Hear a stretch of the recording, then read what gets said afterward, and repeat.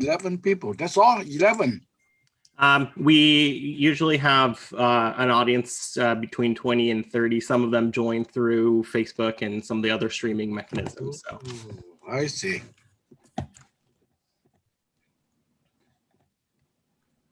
All right. You're Aaron.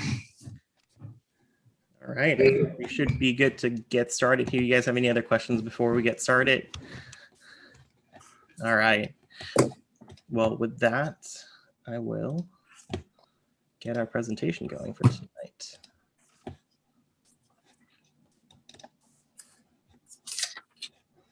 right, can everyone see those slides? All right. Well, good evening, everyone. Welcome to another Willamette Innovators Network Pub Talk. My name is Aaron Moore, and I am the board member and president for Willamette Innovators Network.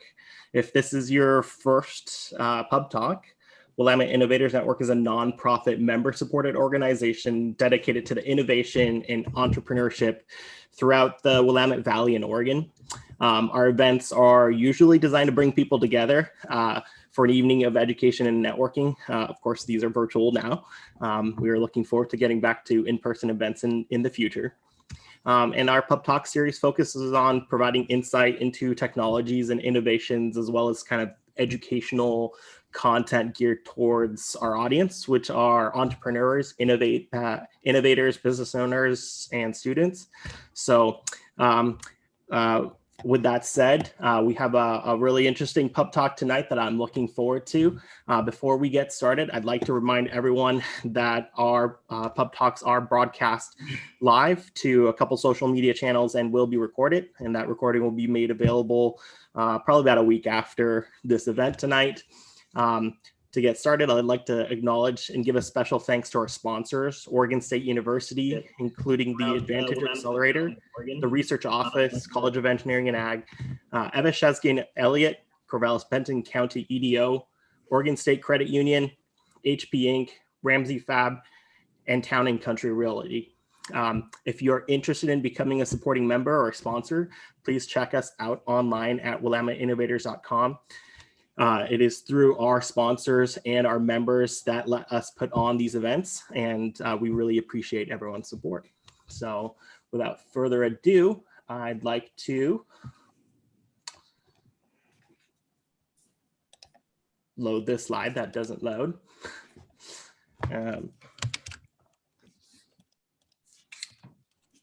Well, that's missing some photos. Well, I'd like to introduce our speakers for tonight, Laura Anderson and Mary Grant. They are local business owners, and typically in May, we have a food and beverage event focusing on everything from the brewing industry to some of the local foods. And for tonight's event, we're really excited to showcase innovation in small towns, growing regional food and beverage-based businesses. Laura Anderson runs Local Ocean Seafoods, and we'll be hearing about her venture and some of the changes she's done for her business with the pandemic and everything. And also Mary Grant, Brandon Rain Cider. And we're looking forward to hearing about your enterprises. So I'd like to welcome them to the stage. Hi, thank you, Aaron. All right. So to kick things off, Laura, maybe you can start off with a introduction. Give us a little bit of background on where you started your business and what your business is about. Sure. So Local Ocean is primarily a restaurant and fish market on the bayfront in Newport. The thing that really sets us apart from most restaurants is that we are right across from the fishing fleet. So we buy directly from about 50 different boats every year to bring us fresh local catch. Some Oregon favorites like Dungeness crab. Right now we're buying a lot of lingcod and rockfish and black cod. We're getting into salmon season. So it's always exciting. There's always great species to highlight. Me personally, I grew up in a commercial fishing family. My dad was a commercial fisherman, and I spent many summers on my dad's boat trolling for salmon and fishing for crab myself.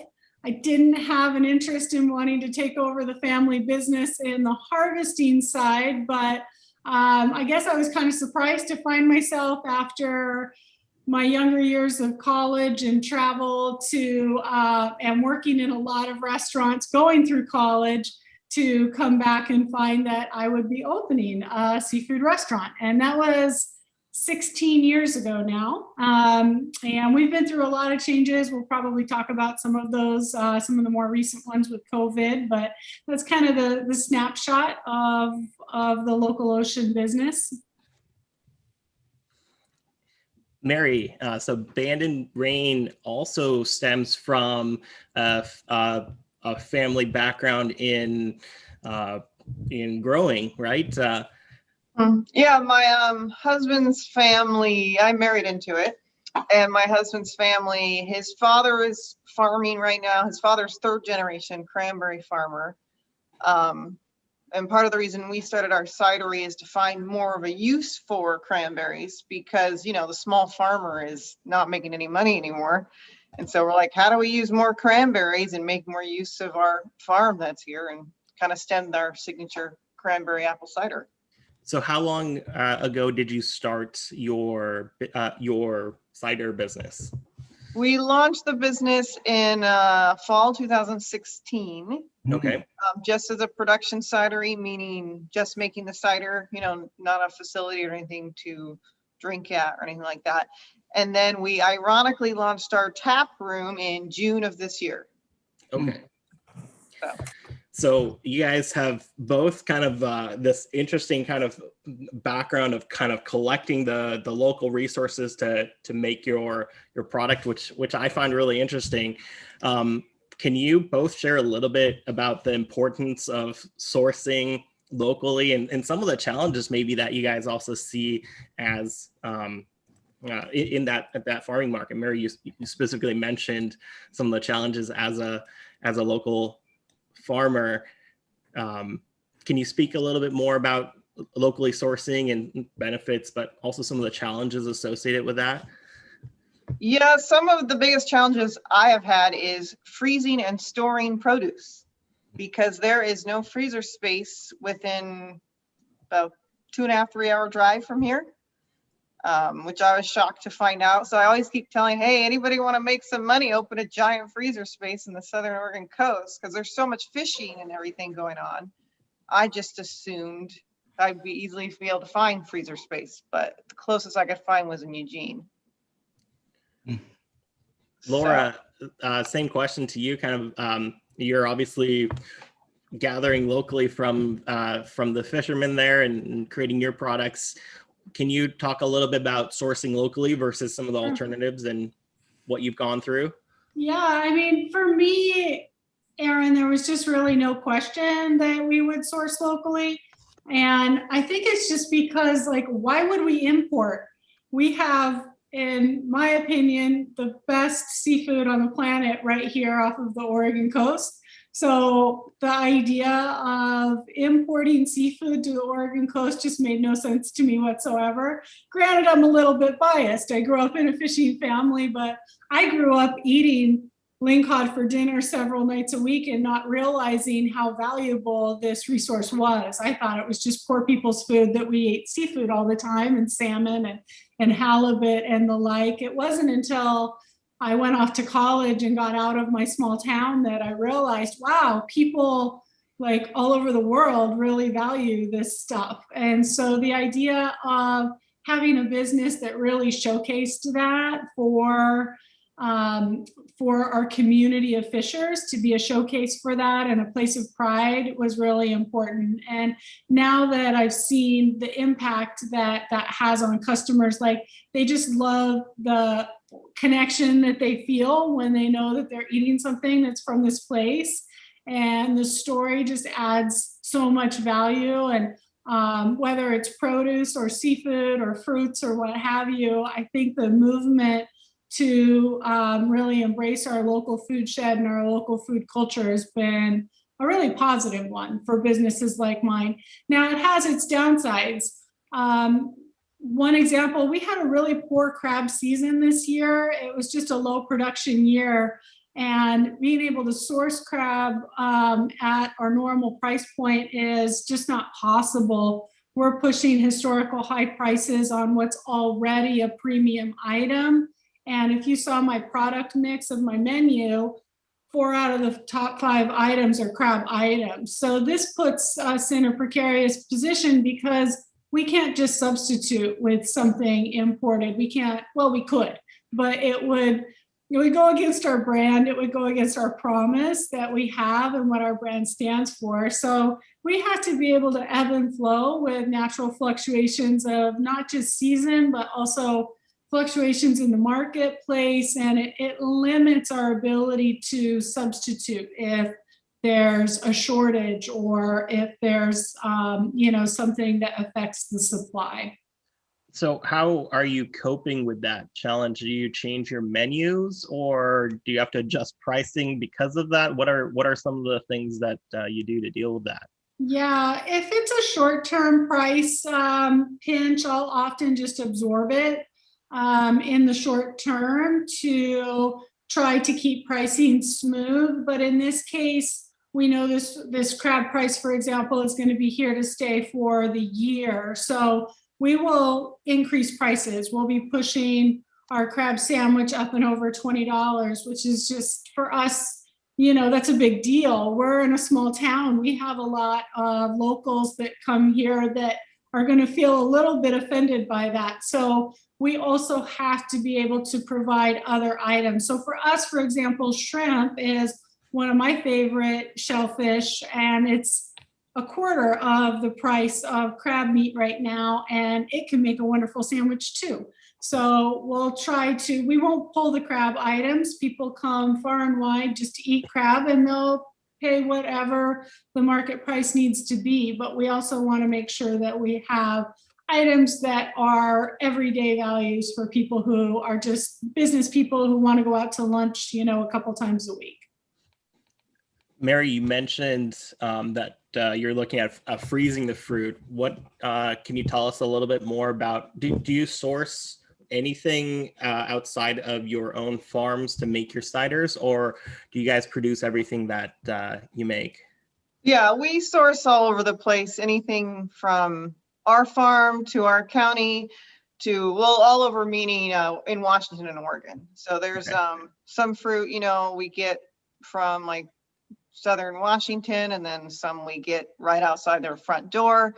It just depends on the time of year and what's available. Like one of our signature unique things that we do is we make a gorse cider, which is this invasive plant that grows just around here. And I discovered that in Ireland, they make a wine out of it. So we started making a cider out of it, it's funny because a lot of local people aren't into it because they hate gorse so much because they've spent their whole lives trying to get rid of it. Okay. But then you could have other people who are, more fun and excited about it because it's finally making a use out of this terrible plant. Wow, that's so cool. I didn't know that you could do anything with gorse. I love it. What about in terms of supply chain? I mean, it's there's a kind of a seasonal aspect to the fruit and some of the what you can source locally. How does that affect your business in terms of production? And I'm coming back to you mentioning freezing. Is that something that helps you sustain throughout the off seasons in terms of being able to keep producing, or how does that? Yes and no. I mean, we only have very limited freezer space of our own. So like right now, this time of year, there's some stuff that we've had a hard time getting, like raspberries are almost impossible to get. Raspberry juice, raspberry concentrate, raspberry anything, because there was a really bad raspberry crop throughout the Northwest last summer. And so we have a raspberry cranberry cider, and we'll probably stop making it for a couple months and try to look at some other fruit that's available in back storage with some of our vendors and kind of go from there just to make sure we have a variety of product. So with COVID and Laura, you have obviously a restaurant-based business, and Mary, I know that kind of supplying beverages to restaurants and kind of for consumption purposes, that COVID's kind of had a very hard impact on that whole business sector, the food beverage market.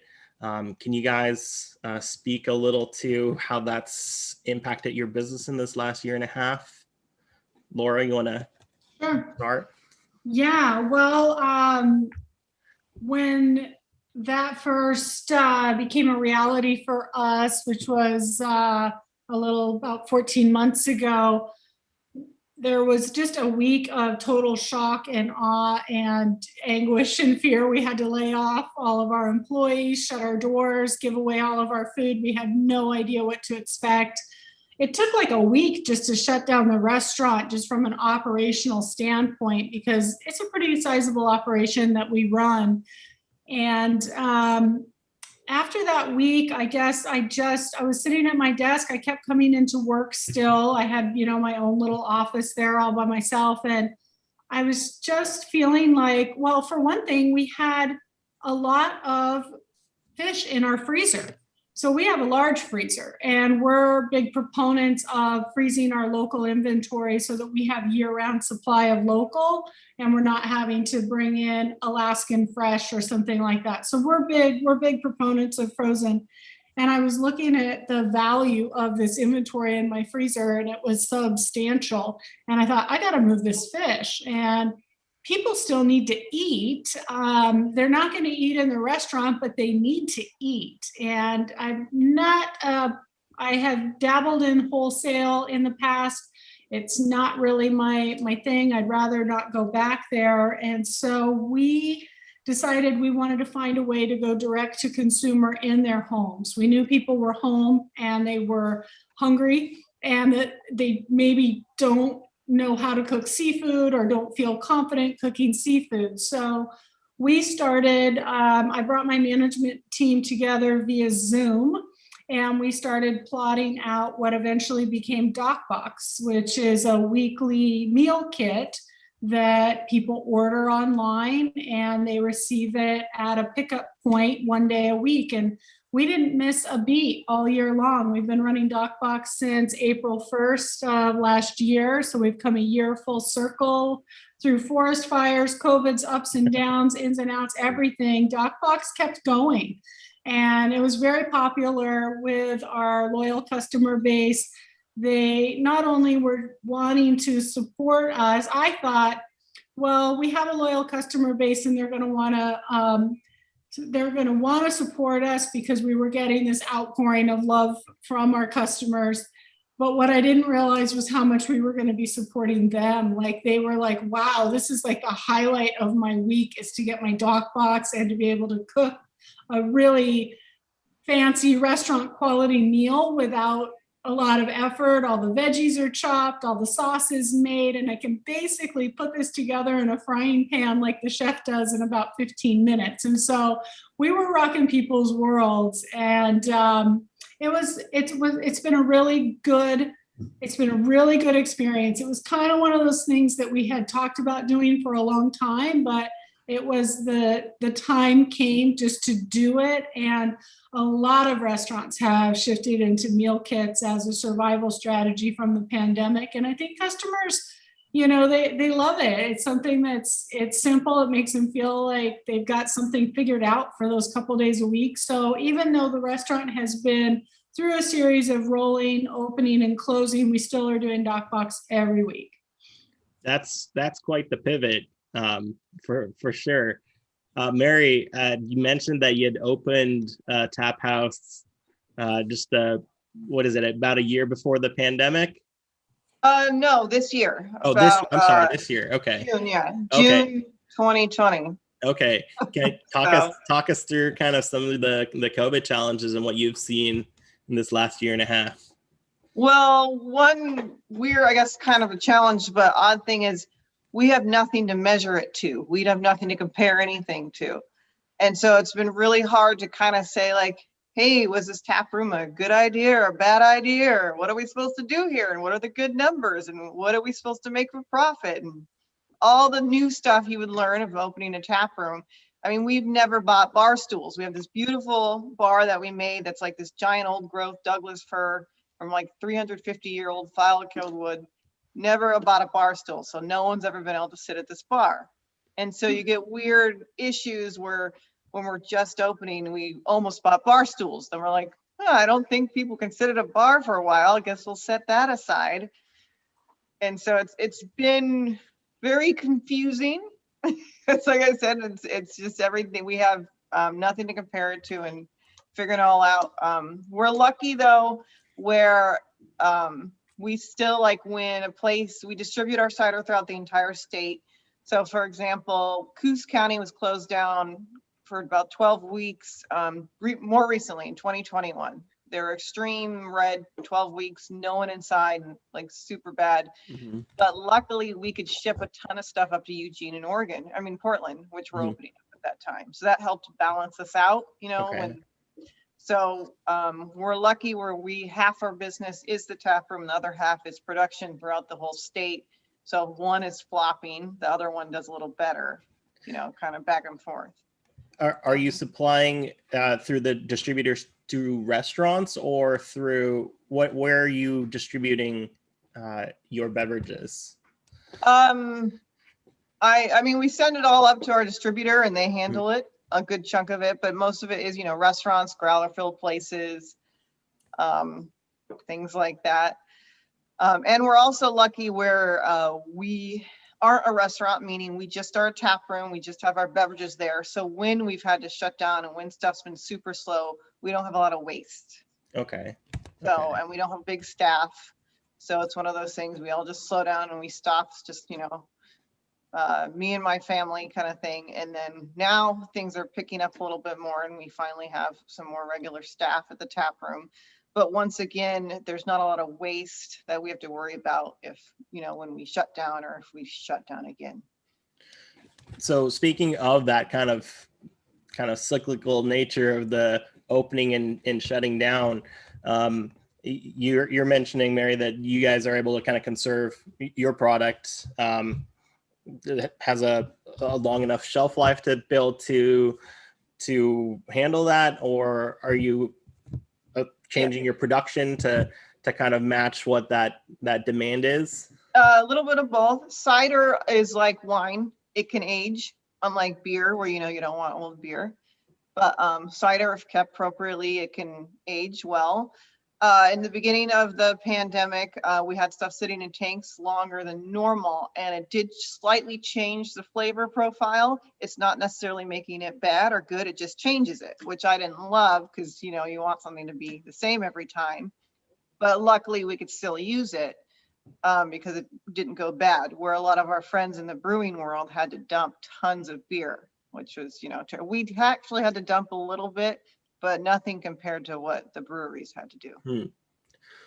Laura, can you share a little bit from your perspective of having to open and close and kind of how that's affected you? Yeah, it kind of depends on what role an individual plays in the restaurant. So for staff that's on the sales side of things, front of house staff, servers, many of them were in various going in and out of furlough and collecting unemployment and then being called back. And we were really, we have such a great crew of loyal people. We were able to maintain almost all of our crew throughout this. They really rolled with us and we did everything that we could to make it as simple as possible for them. For the kitchen crew, which is more production oriented, DocBox was able to keep many of those folks employed at better than part-time, even during the full closures. And it also allowed us to continue to move product. So even though the restaurant might be closed, we had some takeout sales going on and we could sell, maybe we, you know, like on our max weeks, we might sell 300 dock boxes. So that's quite a bit of product to move. We could still buy fresh fish from the local fishermen because they first came to us after the first week and they're like, we want to go fishing, will you still buy fish? And it was like, well, let's just take this one small delivery at a time. So I was literally buying fish in quantities of maybe 50 or 100 pounds, whereas like last week I bought 5,000 pounds, which is more of a normal size load for us. So we're back to being able to take large quantities of fish in. But this time last year, I was working with the smallest boats in our fleet, getting very cautious, small quantities in so that we didn't have waste. When we first had the closure, we gave away, I think, probably almost $8,000 worth of product from our walk-in because we didn't want it to spoil and we had no idea. We actually sold the boxes online for donation and generated, I think, about $5,000 that we just turned and gave to all of our staff members as just donated share to kind of help them, because for many people, those unemployment benefits took a long time. If you recall, there were people who waited a long time to get their benefits to kick in. So it was, there was just a lot of community love for everybody involved here in Newport. So tell us a little bit more about your dock boxes and kind of there's a lot of competition in that space and how you managed to make that pivot. It seems like a pretty big effort to change a business model to kind of a delivery box. Yeah, there was a lot of components to it that I did not expect or foresee, and I'm just grateful that we have a good, solid management team. So I had one person who was just building the whole Shopify site end of e-commerce. That in and of itself is a big deal. Getting your licensing so that you can sell, we were selling local brewery canned beer and wine online too. That was a whole nother process. Moving through various testing phases of packaging so that they could hold the cold temperatures. For me personally, I was mostly like building the partnerships with our distribution points. We started in Newport, we expanded to Corvallis, then we went to Portland. So at each of these cities, we would set up a distribution point for people to come pick up. Now we're also in Bend and Eugene. The next step for us is to be able to ship these dock boxes UPS so that we can get beyond that one point pickup. It's not really convenient for everybody to go downtown Portland to pick up their dock box on a Wednesday afternoon within a 2-hour window. And we didn't ship initially just because there's sauces and perishability, and going into a rough supply chain like UPS was going to require us to really make sure that we had a robust kind of bulletproof packaging solution. And it's taken all of this time, but I think we're almost there to where we can ship the box. So then do you see that being an integral part of your business moving forward, or is this a temporary product that you think you'll phase out after this? It's a whole different business model, isn't it? It is. We now have an e-commerce division, which I never really thought I would say that. It's like we were a restaurant with a fish market, and to ship a piece of fish, we'd basically take and custom wrap each order and take it down to the UPS store. And we knew that we couldn't scale that, right? Like that's kind of that one-off thing. So we had to get systems in place to get it so that we could scale up to being able to do several hundred units a week. I think it's here to stay. Our customer base has been really loyal. Most of our customers order regularly, maybe not every week, but a couple times a month. And maybe some will kind of say, oh, I want to go back to restaurants now that restaurants are open and just order.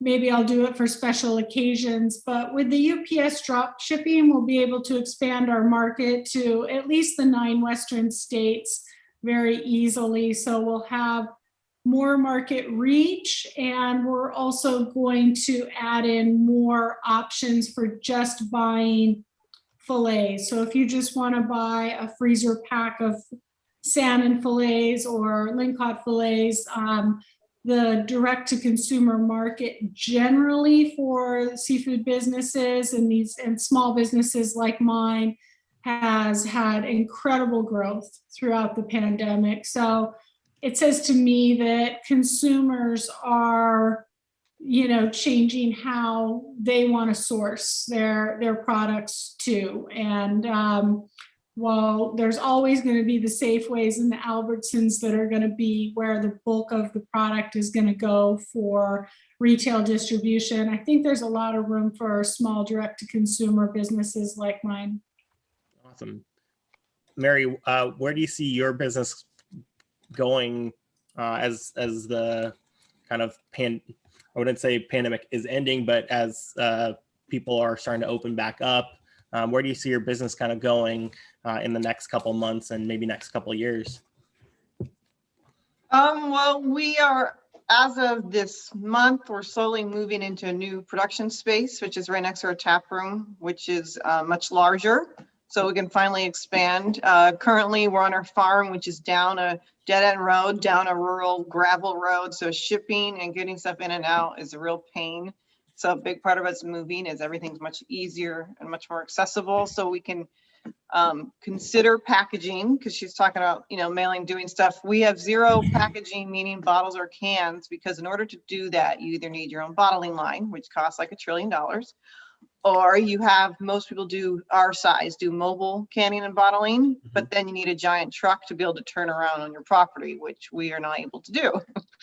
So with this new space, we will finally be able to even consider packaging, because we've never even been able to think of it because we didn't have the room for it. And we're also working on building a semi-permanent outdoor area outside of our space, because I don't think people are dying to sit inside right now. Even if they're allowed to, there's going to be a lot of people who just don't want to for a long time. And we currently have just kind of right in kind of a parking lot area, and we have a couple little benches, and we put out, like little coffee table type folding chair things every day, and people hang out there, but it's really windy and it's not in the best area. So it's one of those things we're working on, finding a better outdoor solution, because I think that's going to be a big thing everywhere, even if, like I said, even if you're allowed to sit inside. So is your new facility accessible by the like the canning trucks? Yeah, our new place is, we launched our tap room in right near Old Town Bandon, but right by Face Rock Creamery. And the reason we picked this particular space is because it also had kind of a warehouse attachment area. Okay. So it's literally, you can see in the tap room, you can look into our production now. That's super cool. Yeah. So we've only just started slowly moving our tanks and everything to the new space. We think by the end of this month, we should have everything permanently down there. So then from a business perspective, what needs do you see what are the challenges and kind of needs that you see your business having as you grow into this new space? Or did you have a challenge finding space or getting access to equipment? I mean, obviously you mentioned, and I saw your other video that you did kind of talking about the challenges of having to move things with, with forklifts and kind of the challenges you've had. What are the new challenges that you foresee as you move into this space? Well, it's funny. One of the small challenge that we've just discovered, because we're in the new space, is I'm trying to learn about the water flow, meaning we have these new floors and this new drain in a new space. And I'm just literally spraying the water on the ground, because I know I'm going to do a lot of that, and seeing how does it go to the drain. And it's a different textured floor than the one we currently have. So I've been talking to people about the proper squeegee and the proper mop, and I'm trying to figure out, because what we currently have wouldn't work on the new floors. So there's a lot of funny little stuff like that we're immediately focusing on. And then from there, our goal is to start growing and figuring out the best way to grow. Because obviously with our new space, we have a much more costs, because in our current space, we're on our old farm and you don't pay rent or anything, because we're just here. In our new space, we have rent now, we have a lease, we have storage, we have, exposure to the public. So, and everything to look pretty and clean in the production area. And so we're just slowly learning how to grow and how to make everything work properly in production. Okay. Kind of a separate question. 2 years ago, WiN hosted a beverage event. We had, I think, Two Towns Cider come and talk about their facility, and we had a couple of the other breweries as well. And when we kind of asked the question, what were some of the challenges, OLCC came up. So I'm just kind of curious to hear what your experience was kind of going through that process and challenges that you might have, if some of those challenges have been solved in terms of being a cider house. Because I think at the time when Two Towns was starting up, that was a new class of beverage that hadn't really been around. What was your experience with working with OLCC, and kind of was it smooth? Did you have challenges? Are you still having challenges, or where are you guys at? The OLCC, I have no complaints. It's the TDB that was more hard to work with. TDB is the federal level of regulation, and OLCC is the local level. I like our local OLCC rep, and we have a good relationship. And I found compared to the federal level, dealing with figuring things out with them, they're a breeze to work with. They respond to my questions and they want business to grow. And with COVID, they actually are very, they're just letting us, we're following the rules, of course, but they're letting us expand easily. And like when we filled out a form to have because initially we had 0 outdoor space and not any plan for it. And then they said, oh, everybody has to be outdoor. And now there's this new form. And the form, I think, was like a page long. And it was super easy to submit. And literally you submit it. And by submitting it, that's you're approved to have your outdoor space. And even though they're going to come check it later, they want people to thrive, so they're going to not make you wait 5 months to approve your outdoor space because of COVID. They're going to say, you submitting it by good faith. We're going to say you're following these rules, and we'll let you have that space and go from there. So, and how about setting up the new production space? Was that also a fairly smooth experience? Yeah. Okay. They've been fine with it, submitting everything. Once again, it was always more confusing dealing with the TDB. I'd say the biggest TDB, sometimes they take a while, but we had been planning this tap room and production space for a long time. So I submitted the paperwork ages ago. It's one of those things when we first started, you had no idea if your permit would be approved within a month or 9 months, and we actually, our very first permit, we ended up writing a letter to a representative, Senator Wyden, and he helped push our permit through, but it still took us 4 months. Okay. But it might have taken us 9 months if we hadn't written letters to him to ask to help out, because he's also helped out. There's a Cider Act that was passed on a federal level that kind of helped more with cider. And I'm luckily, like you said, Two Towns, when they were coming out, people didn't know what cider was, and they still, a lot of my job is educating people about it, but it's a lot easier than I assume it was just a couple of years ago when Two Towns was coming out.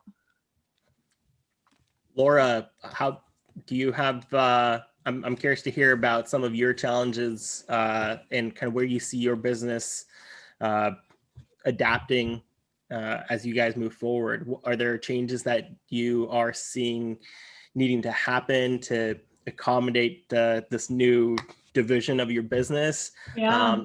And how will things kind of scale for you guys in the next couple months and couple of years? Yeah, no, we definitely had, listening to Mary talk just about like floor surfaces, I can totally relate, all the little things. We had to really retrofit our existing building to be able to accommodate a dock box packing line. It takes the entire lower floor of our restaurant to pack 100 boxes for a Friday, distribution. We had to buy a van to make that happen, to get the boxes up to Portland and to Corvallis. Now that we're regaining our ability to serve in our restaurant, we need that space. We need it back. Our customers want it back. So we just took lease on a production facility that's just less than a mile up the river from our restaurant. That is our dock box annex. So we had to put a lot of investment into that, sign a lease, and buy more tables, cold refrigeration, a forklift, all of the things required. So we're taking a little bit of a risk. We're putting some investment into a market channel that we think wants to be there and wants to grow. We were pretty much at the point with Dock Box, once we reached that like 300 box max, we couldn't really do more during the course of the week. We didn't have the walk-in space. We didn't have the staff. We didn't have enough resources. So I'm hoping that with this annex facility, DocBox can have the room that it wants to grow, and the restaurant can get the space back that it wants to be able to serve customers. Like Mary said, people probably have, their needs and their level of comfort are different than they were in 2019. So I took a part of my staff, and we've been doing this weekly workshop called the Customer Experience, where we just think about nothing but what the customer experience is. So you take off all of the, well, we can't do that because we need space for a point of sale here, or the staff needs X, Y, and Z. Just looking from the viewpoint of the customer. And we completely have redesigned our interior entry experience in just the last 2 weeks because of that. We recognized we had to take out a wall. We need more flow for people to be able to exit the building easily so that they're not in conflict with people entering the building, so that the host stand is really open and it's not encumbered with the takeout station. Takeout can be half of our business now. That never happened before. So we had to build a separate counter space so that we could move customers to another station so they could place their takeout orders, so that they're not hanging up the line, if you will, at the host station for people who are just trying to check in for a reservation. So the customer experience has really changed. What we don't really have, we have big garage doors that open up that allow for a lot of fresh air in our downstairs dining, but we didn't do an outside area last year. There were just too many things going on to think that to make the investments required to do a really nice customer experience in an outside area seemed kind of daunting. But this year, it seems like a no-brainer. We have to do this. So, Mary, I'm glad to hear that OLCC was really, welcoming to that. We've also found that with the cocktails to go change and a lot of the changes that OLCC really helped facilitate some benefits for businesses like mine. I'm glad to hear that the outdoor permitting was easy flow for you, because we're in the process of designing an outdoor space so that customers have a place to wait for a table. They can have a cider, have a beer, have a glass of wine, and relax while they're waiting for a table. So, Laura, you mentioned that there's a process that you're going through to kind of do this customer experience. These kind of tools, have you always used these kind of business planning tools for your business? Is this something new that you've started doing?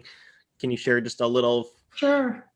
Yeah, well, I really geek out on like the strategic planning side of things and business design. So I have used a lot of tools, whether it's, having our sales and marketing plan metrics, or our compensation plan, or our inventory procurement strategy. I do a lot of those things, but this is the first time that I've actually used what they call CX, customer experience lens, to guide decision making, and it's been really cool. It's been fun for the staff. I really went beyond just our core management team and asked our frontline staff, our hosts, our longtime servers to be a part of this because they're really at the customer interface. But more importantly, it's kind of like just thinking like, what rocks your world when you go out? Like, if I'm going out to dine, what are some of the really cool experiences that I've had? What makes it really wow for me rather than something where I feel unsure, I'm a little annoyed, I'm a little irritated, maybe I feel a little claustrophobic, there's people too close to me.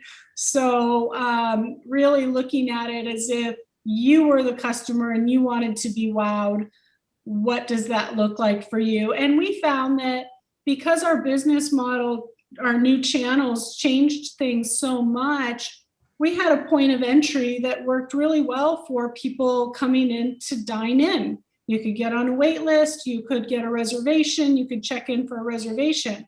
Well, now we have people picking up a dock box, picking up a takeout order, placing a takeout order online, placing a takeout order on the phone, placing a takeout order in person. They're all a little bit different. And there was just so many different needs that customers had. It wasn't one job they were trying to get done anymore. They could be trying, or just shopping our fish market. We have a lot of customers that just come in. They want to get some crab cakes to go, a fillet of salmon to put on the barbecue. So being able to meet those needs, I think we're in a much better position sitting here in mid-May to prep that space up for the customers this summer, because as most businesses, this time last year, we were just kind of like, what do we do now? What's going to happen today? What does this look like? What does a shutdown look like? How does just getting online takeout and getting all the photographs of all the dishes up so that people have a good online experience was a huge effort. I couldn't imagine doing that without having a lot of good people to help, because it's something that a small mom and pop shop would be hard pressed to try to take on all of those tasks that were necessary for us to survive and actually succeed through the pandemic. So do you recommend those tools to other businesses? Do you think that process using customer experience kind of canvases and other like business modeling canvases are useful tools? Absolutely. And I don't know even how I sprung across CX as a planning tool or where it first came across my consciousness, but it was fairly recently. And then I just kind of dove in and started Googling it and looking at customer journey maps, mapping the customer journey, finding ways that you can gauge your customers, kind of how they're feeling. It's really about how they're feeling. It's nothing about the technical aspects of the job or the operations of it. It's really how they are experiencing your brand before they even get in the door. Like, how are they experiencing your brand through the website that they see on their phone, or what are the stories that they're going to tell their friends when they get back home to Seattle or Portland? That's all part of their kind of emotional experience. So it's been really cool. I think of it as like a lens. And like I tell my staff when we're going through these plannings, they'll say, we can't do that. We can't take the entire middle garage door and make it the entryway because that takes away 5 tables. It's like, well, how can we take the idea of what the best parts of that are and then recreate those elements of it in our existing entryway so that, we'll start with what the best case scenario is for them. And then we, of course, have to consider what are the trade-offs. You can't always give 100% customer experience. There's limitations and realities that you have to your space. So it's been a fun process. That's really interesting to hear how those tools are working for you. Can you speak to one kind of example of like a fallacy that you had about your business that maybe these tools helped discover? Because I think a lot of us running businesses sometimes get in this mindset that we think we know how something is supposed to work. And it's very hard to unteach ourselves that.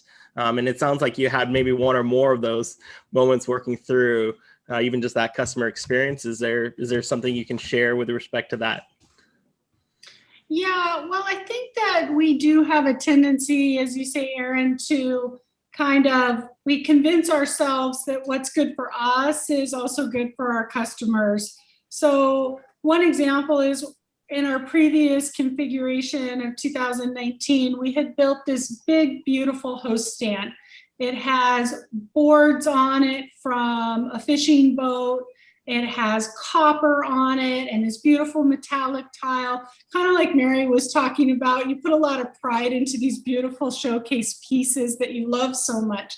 And our sense was that this helm creates a very dramatic entry, and it also gives our hosts all this space to work so they can have all their iPads and all these tools that they think that they need. And when we looked at the footprint that was taking up in our entryway, to me, I said, we have to question these assumptions. How much of this is for our comfort and how much of this is the customer experience? If we cut this thing down to a fraction of its size, we can create a lot more space for people in the space. We're going to have to reduce what we need to do our job and the number of things that we need to do our job, but we can still have a part of it. We can still have the boards and the copper. It's just going to be less of it. And once we did that, everybody loved it. The staff was like, wow, it's so open in here. This feels so great. And the customers are like, wow, it just feels like there's more room here. And it was a good move. But it was one that if we hadn't have looked at it through the CX lens, we might have just said everything was fine the way that it was. So it was little things like that we did in terms of making those adjustments and challenging what we think we know about what customers want and need. Mary, can I ask you kind of the same questions along the lines of business planning and how you've gone about doing some of that? Are there any tools that you use in your planning that you found useful? I don't know if I'd say any tools. I can say because we started the tap room during COVID, we're constantly adjusting everything and playing it from there. I mean, it really was just like I said, we've never bought bar stools. We barely got tables. It's just always been an adjustment with COVID. So we didn't really have to change anything because we never experienced it before COVID. Are there, I assume that those are kind of things that you will need to do as you open up more to, to regular customers? Dreaming of the day we can have people sit at the bar. Okay. Well, let me ask this question because this is another kind of, I think, common question among business owners. You guys both expanded your business into new spaces. Was it a challenge finding that space? Was it, did you find the space right away? Is it what you needed, or were there some challenges with that? Well, for us, I feel like it was right under my nose the whole time. And I feel kind of silly for not seeing it before. We had periods during what were typically our slowest months. We've been in business as a restaurant for 16 years, so we know what to expect. We're pretty good at projecting our sales. And for example, October is when things really slump. But for us, October was like when people were wanting to get out. They were feeling pent up, and we were driving large increases in the number of people coming to the coast for a beach outside experience, what have you. So it was at that point that I was looking for dock box space, because I knew at that point that these two things couldn't coexist in the same building. We didn't have enough room. And I thought I had tried to turn over every stone and talk to every single person that I could think of, because I thought I needed a cooler that was already in a space. Cold storage, as Mary said, is so important, and having a cooler and a freezer. So I was looking for a vacant restaurant or something that had that built in, and nothing was there. I drive 4.5 miles up the Aquinnah River to my house from my work every day, multiple times a day, and was driving by a for lease sign all this time. And it never dawned on me that this is the perfect DocBox space. And indeed it was. It was a brand new virgin space that had never been used. We bought a walk-in cooler to put in it. We put in a reach-in freezer, but it has a big garage door, and it's right just a mile away. And it was just one of those things where it was under my nose the whole time. We're not fully operating in that space yet. We're still getting our space set up, but yeah, it was just right there. Crazy. That sounds like a lucky find. I guess. Mary, what about your place? I could chat about this for about 12 hours. Okay. So on the shortest end of it, it was abandoned. It's very small, and you can only be, if you want a business where the public go into it, you have very limited opportunity. And we knew our tanks, if we wanted our production in a certain space, it couldn't be in Old Town. And that's pretty much where you need to be if you want a successful restaurant, tap room, bar, anything. Where we are is very adjacent to Old Town. And there's also, you have to have a 101 face. Like the 101 goes right through town. And if you're not in Old Town, you better be on 101. And the building we're on is on 101. But one of the laundry list of drama we had is we were initially supposed to be in the front of the building. It's a over 8,000 square foot building. And we're supposed to have the front of the building, which is right on 101, and turn the back of the warehouse into our production space. Well, due to a whole blah, blah, blah, blah, blah, FEMA, AKA fire code, AKA all this other stuff, we were not able to be in the front of the building.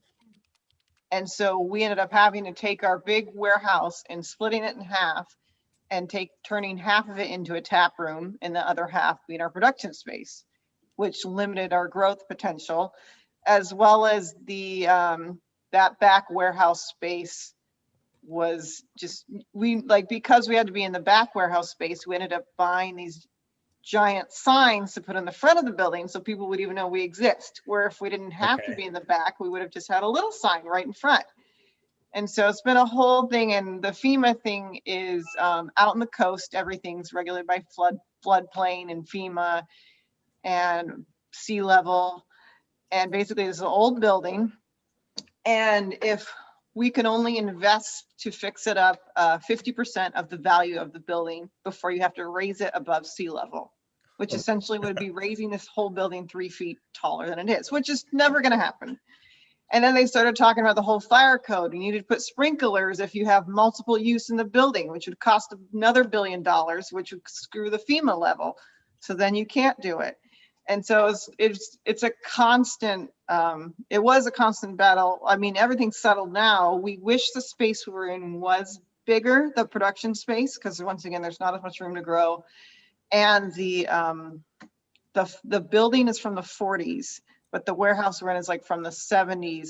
And for example, the floor is just, it's like they poured numerous different levels of floor. And it's, like I said, I study in the water flow because I'll just spray a little corner and it goes one weird direction, and I spray another corner, it goes another direction.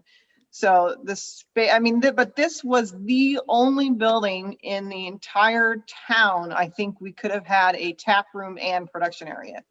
Now we could have easily had a cute little tap room in Old Town, and then move our production somewhere else that's more accessible, just a warehouse off somewhere, which was very much considered and talked about. And so if this one building hadn't worked out, that's what we would have most likely done.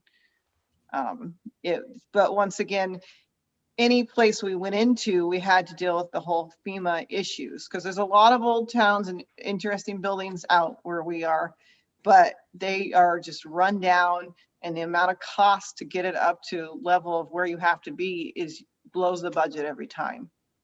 And so that's a big issue that we've had to deal with. That certainly sounds super challenging when you're trying to launch and kind of first dip your feet into new space and things like that, for sure. Bandon, I visited Bandon, I think 2 or 3 years ago. Is it, it's fairly heavily focused around tourism too, is it not? So, and I assume that's part of the desire to be on that main highway to get some visibility. Do you see, so that space that you got, do you see that working well for you as hopefully tourism comes back? And will you be able to grow into that space, or are you limited because of these constraints in terms of the building, in terms of your growth? Yeah, no, we'll definitely be able to grow considering how small our current space is. It's just a matter of we couldn't grow as big as we could. I mean, we cut our production space in half, essentially. It's still much bigger than what we have now. Like right now, we're just in a, like, I don't know, 500 square feet, and we're moving into around 1,400 square feet.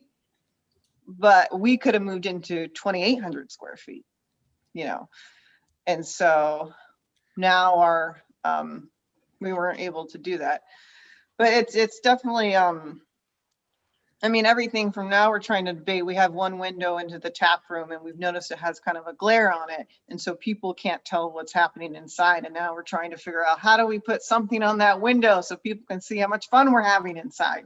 You know, so there's a constant, and then, you know, we don't own the building. So we're constantly going over things with the landlord and making sure she's okay with what we're doing. And with the other tenants there, it's always this back and forth and everything. Yeah, I can share from the other, well, like 2 towns here in Corvallis, they went through the same challenge in terms of trying to find space, because I think a lot of businesses want that warehouse and storefront, or warehouse and office space combination. And that is something that does seem to be harder to find in some of the smaller towns that we're in. I mean, if you go out to some of these big cities, into the big industrial parks, they have miles of them available and in various configurations. But I think that that's certainly a fairly consistent message that we hear is it's hard to find the right kind of fit in space, and especially with the constraints, Mary, that you have in terms of it needing to be like on, you know, accessible, because that is the face of your business, and you want that walk-in customers, because I'm sure that has a significant impact. I know that when I visited there as a tourist, we went there with our family. I mean, we would walk down a handful of the streets. We'd park our car and just walk down, I think the Old Town area, and it was just 2 or 3 streets, and that was it. We're not going all over, and you were finding places to try or eat based on what's in that radius. So I can definitely understand that being a really important piece. And I think that this message of needing that space is something we as businesses want to share with the municipalities and the cities around us, because that, you know, those constraints make it really hard to scale or create these businesses. So it's certainly a challenge.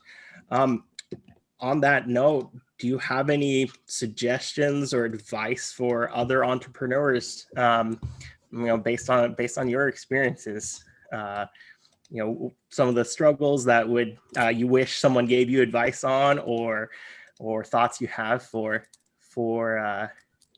the people with ideas, or people just starting out?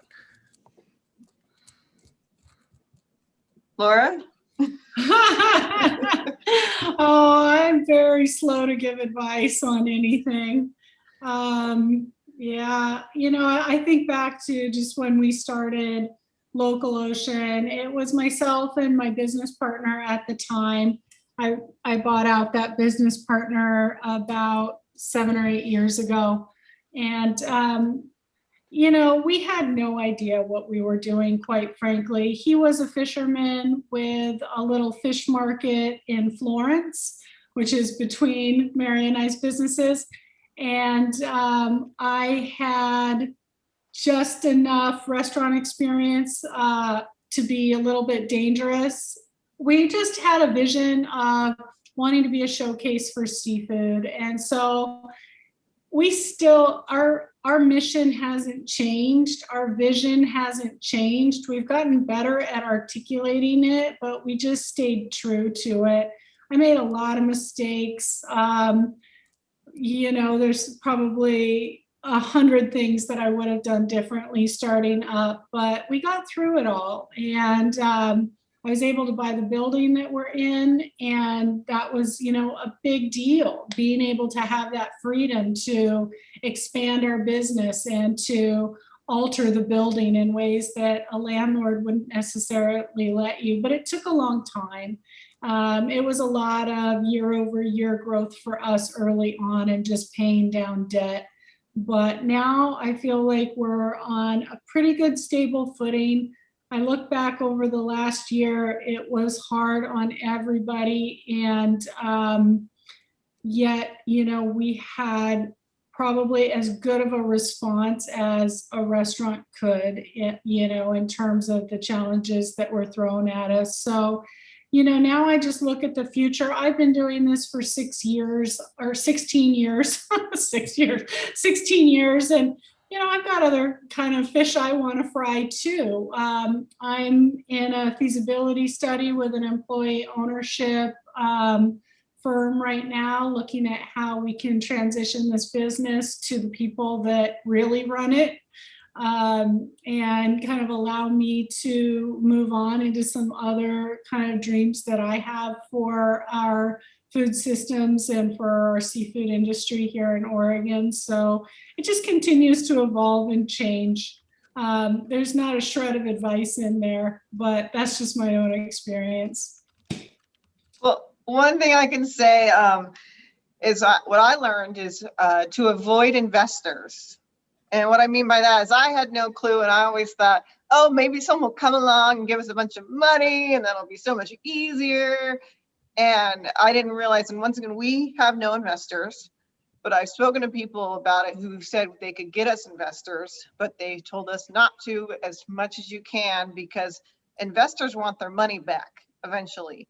And there's been a lot of businesses that got a bunch of investors and did okay for a couple of years. And then at one point, the investors are like, hey, give me all my money back. And they pull out and the business is done for.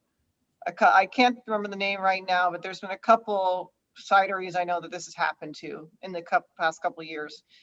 And they're cideries that I thought were successful. I thought, hey, they're doing great. Suddenly they're just shutting down because a couple of their investors are pulling out. And so that's a big, avoid investors as much as you can, but obviously if that's your only way of becoming your own boss and launching your business, you got to go that way, fine, But, and part of that is also, if you're launching your own business, take the risk, but grow small, because you also hear a lot of people that expand super fast and, invest tons and have a ginormous place, and that sometimes makes it flop because they can't pay the bills. I know that's happened to a lot of people too, that once again, they seemed totally going great and then they pull out because they overgrew and they couldn't keep up with it. That, I think, that resonates with me as well, and that was part of the reason why I was asking these questions about COVID, because COVID, in a sense, is sort of that contraction of business, and that can be so hard for businesses. It doesn't matter really if you're a restaurant. I run an engineering company, but contraction can be so difficult to deal with because you're on a different trajectory. And all of a sudden that gets disrupted for so many different reasons, in terms of not just your plans, but even maybe things that you've been having kind of in the works for some time. Mary, your business, is the tap room part of your same farm, or is that a separate entity? It's on paper, it's all pretty much the same. Okay. And you guys are, so you guys are kind of bootstrapping that from the ground. Is it from the farming business then that you guys are reinvesting into the tap room? Well, no, it's from the production side. From the cider business. Yeah. Okay. Yeah. Okay. From the production side. The farming's completely separate. Okay. But from the production side, I mean, we did obviously get loans. You know, we're very lucky too, where the bank is a local bank, and they were very, you know, we've had to take out obviously loans. Loans are fine, investors not so much.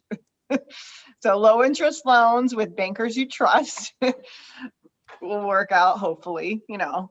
But oh, another thing I was thinking, Laura, one weird thing, especially with restaurants and breweries and stuff, that some people may not have heard of, but some have, is fridge space. Like we said, it's very valuable, and fridge space is very expensive. And one thing we've done that's helped us out is there's this thing called a CoolBot, which basically hacks an air conditioner. We've built 4 walk-ins using these, and you can turn pretty much anything into a fridge space. And it's a couple $100, and you hook it up to air conditioner with a proper installation. Like our current fridge space in the tap room is under some stairs that we built. And it's just a super affordable way to build a fridge space if whatever your business needs a fridge space, or if you personally want to turn a closet into a walk-in fridge. You just need an air conditioner and a CoolBot, some insulation. So That's the coolest thing. That's exciting. Yeah, I need cool boxes all over the place. To put So one in you're my familiar. van. You know, just transporting dock boxes in 80-degree heat is, you know, a stress. We use lots of gel packs and refrigerant, but yeah, that's a cool thing. What a great tip. There's a local restaurant here in Corvallis that I think did sort of a study of the temperature climate. And at least in our area, we have more cooler days than warmer days. So they built a fridge in an outdoor setting with an air conditioner, and found that was that they would benefit from the cooler climates that we're in. And they don't need to spend as much energy cooling it as if it was fully indoors in a climate controlled warmer environment, which was an interesting thing, I thought, considering kind of the needs that you guys are saying regarding fridge space. one of our walk-ins is just a tough shed. We bought at Home Depot, and then we insulated it and put an air conditioner in it, like a 10 by 12 foot plastic shed. Okay. My Sits facilities outside. manager is going to love this idea. I'll be talking to him about it because It's- yeah, we on the coast here, we do have a real shortage of cold storage. We use a cold storage facility in Albany, which is probably the same company that Mary uses in Eugene, Snow Temp. They have, you know, huge warehouse spaces, but the cost to take that product over to Albany and bring it back is not insignificant. So being able to house your product here locally is a dream for many of us in the seafood business, and I know for ag producers This too. is the item, and you basically just hook it up to an air conditioner, and you know, you have very Cool temperature. Got it. And they have new ones. We're debating getting it hooked up to your phone, do Wi-Fi, so you can check the temperature from wherever you are. Mm-hmm. Um, I'm into it. Hey guys, I really appreciate you guys sharing your experiences. Definitely really cool to see what you guys are doing and the challenges you've gone through. Tell us how we can kind of find you online, or where we can find your products. And then do you guys have any closing remarks? Yeah, so our website is localocean.net, and it's also always evolving. There's a link on there to DocBox that pops you out of our website to our e-commerce site. Currently, we are distributing once a week in Portland, Corvallis, Eugene, Bend, and then local delivery here in Newport, soon to be UPS. That's how we interact with our customer base at home. Otherwise, you know, we used to serve 200,000 seafood meals a day through our restaurant, and we'll be back there. We will. Even having the low capacity limitations for the winter, it's always slow on the coast in the winter. Anybody who lives here will tell you that it's always slow in February and March. So I think that for us here at the coast, we may not have felt it as much as those businesses in the valley that have a little bit more of a smooth, less of a seasonal curve. But yeah, check us out if you're here or at home. Awesome. Mary? And I mean, we have a website, bandarain.com. We're on all the social medias. Our distribution through Point Blank, which they distribute boneyard and frames. That's an easy way to remember because they're pretty big heavy hitters. And I always say anywhere you go, if you ask for a product and they're like, how do I get it? Say, call Point Blank. They can deliver to you throughout most of the state. Awesome. Hey guys, thank you so much. I'm gonna kind of open up to the audience if anyone has questions. I think looks like Laura put in a link into the chat there to her side, and looks like Ashley, one of our board members, put in a link to Mary to your place. So everyone should head over there, check you guys out, and if you guys have any questions, feel free to jump on and ask. Peter, I know you've been on chat for a while. You have any questions? Lots of questions. Lots of questions. And we appreciate your coming, organize these things. I don't know how the WiN, your organization innovation, can provide some kind of resources to our local businesses. I would like to suggest that. What kind of resources? From WiN. What kind of resources? From WiN. Whatever resources you can mobilize and synergistic symbiotic relationship building, some kind of symbiotic relationship building, ideas about that, how to build symbiotic relationship with partnership with different organizations. That is an interesting point. It is a challenge to build partnerships, regardless of the type of business you are, for sure. WiN, kind of our core mission is to really kind of help do networking and bring awareness to the business owners, and to really bring together sort of the people behind these businesses into a forum so we can kind of talk and share. And we feel like that's a great way to have synergy, and to be able to kind of share our ideas. I know, Mary, you were sharing an idea tonight on how you guys were running your fridge solutions. I mean, those are kind of ways in which our business community can come and share those ideas. And that's really sort of the hope for WiN. With respect to resources, that this is always a challenge. And I think WiN as an organization, we're a small team, we're a nonprofit, kind of all volunteer based, but what we're trying to look at is figuring out, what are the needs for business owners, and where can we look to find some of those answers, and can we bring them into a forum like this to help answer some of those questions. And for the audience tonight, and what the audiences we've had in the past, I know that there are a lot of entrepreneurs who are interested in getting into, for example, the food and beverage space, where they have so many questions and they don't know what some of the steps that they have to go through. They're just exploring. And so the information that Laura and Mary shared tonight really go a long way in helping to kind of steer those early stage companies. And then, I mean, I think the hope is that WiN as an organization can help network and bring some value back to Laura and Mary as well. Not just, we have limited visibility in terms of marketing their end products, but I think in terms of if there are messages that we want to convey up to our local government, this is a collection of business owners. We all run different varying types of businesses, and by sharing this and understanding where our common needs are, that's where we get to share back. I know that probably doesn't capture the entirety of your question, Peter. Are there any other questions? Rich Mark says, great information tonight. Looks like I think that might be it for questions. Why not many people participate in this PubTalk? Just curious. You know, it's tough also being a networking organization doing Zoom based events.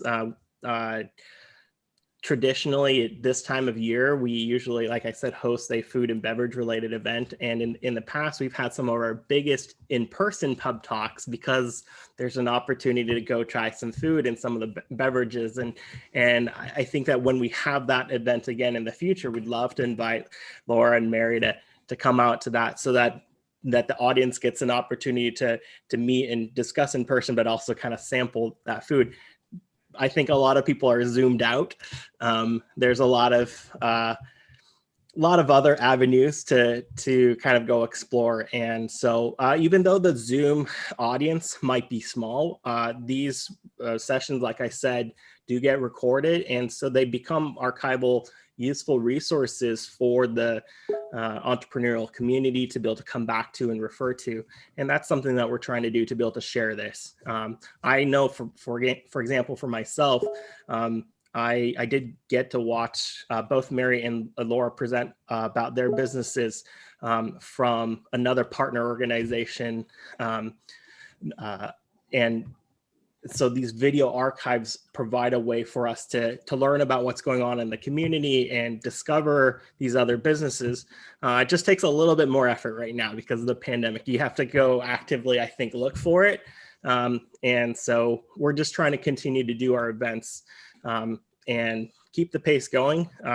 And we'll see kind of when things open up or as things start to open up, if we can start to transition back to in-person meetings. And I think you'll see a growth in audience for that. I have a suggestion, the clam chowder in Newport, very successful. There's a good example how we can expand the clam chowder restaurant in Newport. That is very successful story. There's something we can learn. Maybe we can, maybe Laura, you're in Newport too. Do you know them? I wasn't sure if I caught the name correctly. Did you say Clam Moe's? chowder. Clam chowder. I guess Famous. yeah, Famous Moe's for Clam clam chowder. Chowder. Yeah, they've been there for 75 years this year. Yeah. That's the one I'm talking about. Very busy place. Well, hey guys, I really appreciate everyone's input tonight. We look forward to hopefully seeing everyone in person sometime in the near future. And thanks again for joining us this evening. Thank you. Thank you, everybody here. Thank you, Laura. Thank you, Mary. Thank you, Aaron, for organizing this wonderful event. Thanks, Peter, and thanks to the rest of the audience tonight. I hope Great. I want to see more on this kind of pub talk. All right. We certainly Thanks, will, everyone. Peter. It was a great program tonight. Thank you very much. Yep. Thanks for very having much. us. Yeah, glad you enjoyed it. It's always fun to get together and talk about business. Thanks so much, everyone. I hope everyone has a wonderful night. If you guys have any feedback for us, find us online at WillametteInnovators.com, or we're always looking for feedback and thought. And if you have ideas for future pub talks, reach out and let us know. Have a good night, everyone. Good night, Aaron. Thanks. Bye, Mary. Cheers.